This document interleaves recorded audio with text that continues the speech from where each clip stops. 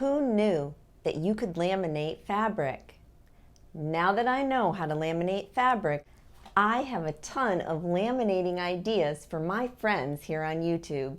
Today's tutorial is just a small, tiny portion of the ideas that I have for you. This is an emergency mask mini zipper box carrying case.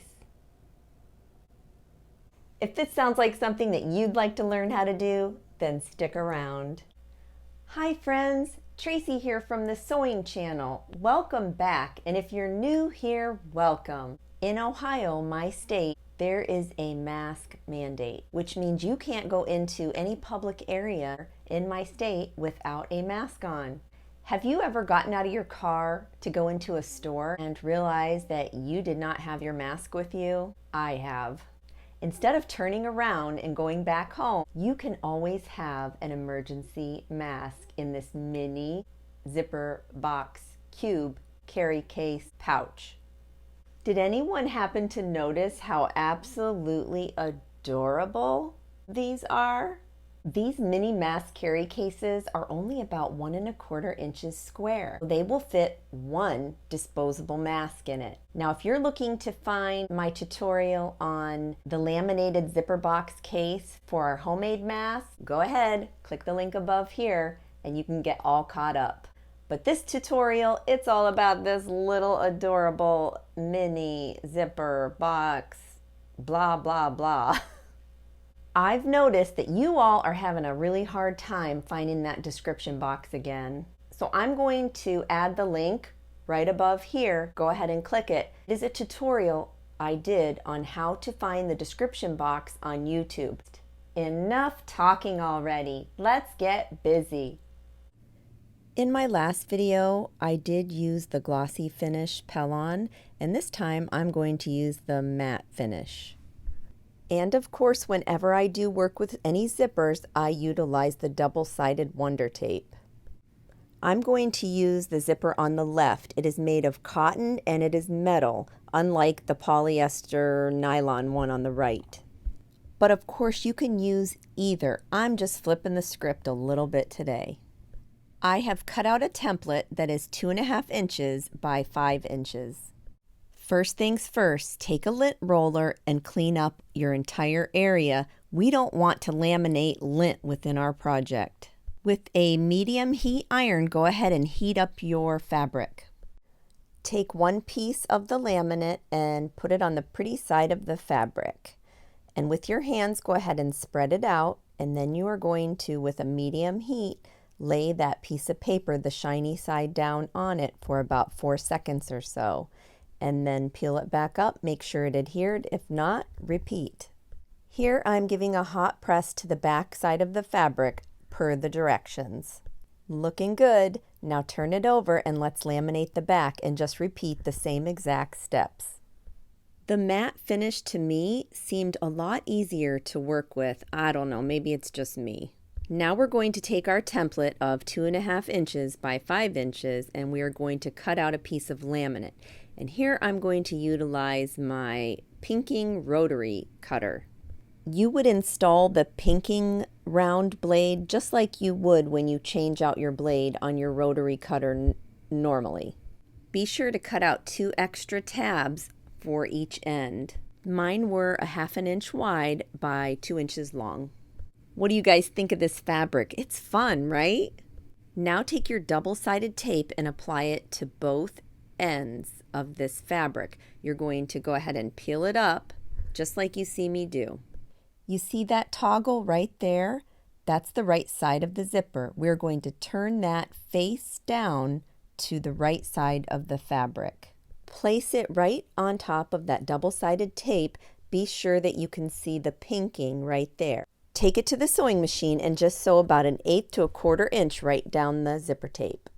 It should look like this.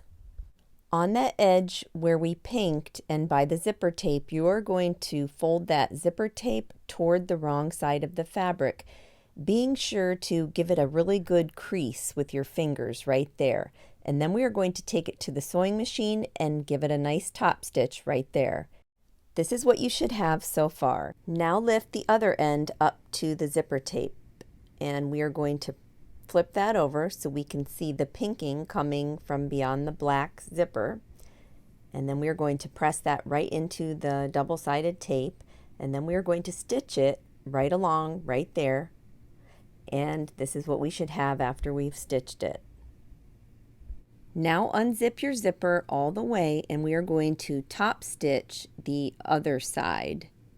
We're going to fold that zipper tape back again toward the wrong side of the fabric, and we are going to make sure we press it really good with our fingers, making a nice crease. Take it to the sewing machine and give it a really pretty top stitch.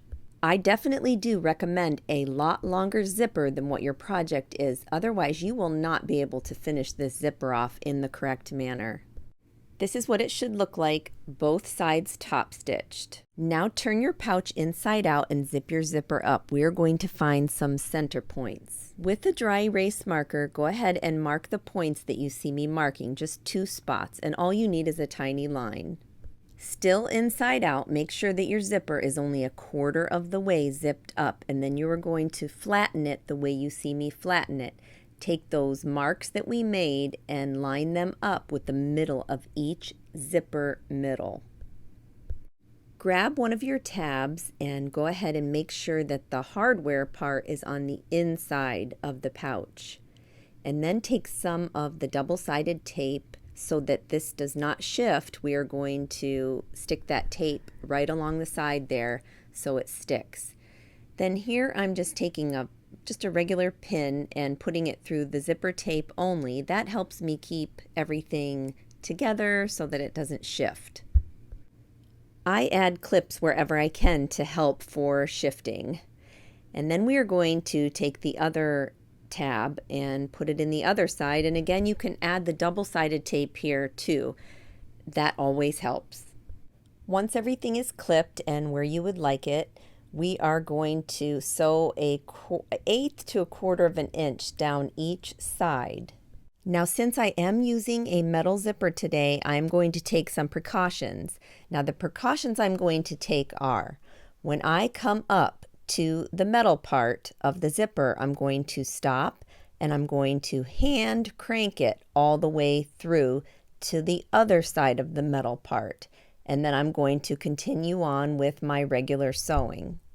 This is real-time video right here, and I am hand cranking at this very moment on my sewing machine if anybody is interested. You don't usually see a metal zipper on homemade projects. I'm not sure why. If people are just afraid to use them, they've heard horror stories of needle breakage and all that. But let me take the worry right out of it for you.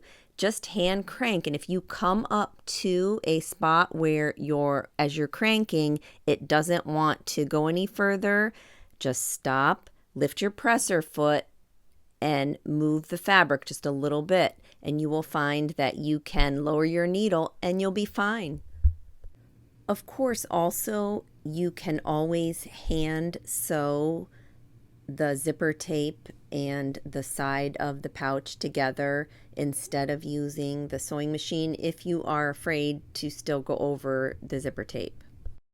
Now it's time to cut the sides off. The excess zipper and the excess tab, go ahead and take those off. Unzip the zipper the rest of the way and then stick your fingers inside of your pouch, pushing the corners and pinching them sort of, almost forming a box on the inside, but yet we're looking at it on the outside. Here I take just a tiny pin and pin those zipper tapes together so that it stays as a box while I do this step. Take your time with this particular step because this will make or break whether or not your pouch actually looks like a square or not in the end. Take note on this other pouch that I previously did. You see how much is on the side of that zipper? We have to keep that in mind as we are measuring for this particular box, that we take into account that there is going to be some fabric on the sides of that zipper. I hope that makes sense. It's so hard to explain. I am marking 1 inch in width across there. That is my measurement. So I'm going to start stitching at the beginning of that 1-inch mark, and I'm going to end at the end of that 1-inch mark. Take it over to the sewing machine and we're going to sew down each of those blue marks that we just made. It should look something just like this. With pinking shears, go ahead and cut off all the excess fabric. So far, so good. You should have something that looks just like this. Now it's time to turn everything right side out, and I am so excited to see this tiny pouch. This might be, and I think it is, the smallest little zipper pouch I've ever made. It could be the smallest zipper pouch ever. Oh my word, it is so stinking cute. If your vinyl project has wrinkles in it from turning it inside out, right side out, whatever, go ahead and fill it with a bunch of scraps. And then you're going to take a hot iron and you're going to steam your ironing board with it, and then just take your vinyl project and just run it over the hot ironing board, and the wrinkles just press out on their own. What do you all think of my cute little zipper pouch? To finish it off, I've added one of those rubber coiled wristlets. In the end, my extra small mini-sized cube ended up being about 1¼ inches squared all over, approximately. Now I'm going to share with you just a few ideas that I had for this little pouch. How about this? I love Truvia in my coffee. And you know what? Sometimes I forget to put it in my purse. What if I put a few in this little tiny pouch? How about this? Some vitamin C chewables. Put them in this tiny little pouch and attach it inside a child's book bag to remind them to take their chewable vitamin C. Okay, no judging here, right? Ever get hungry and you're on the go? Well, if you have this with you, this would take care of that. I think I ended up getting about 10 of those peanut M&Ms in there. Let me know down in the comments, what would you put in this little pouch? And have you ever made a pouch this small before? Let me know down in the comments. I'm excited to know if you guys are going to give this one a try. Until next time on the Sewing Channel, take care.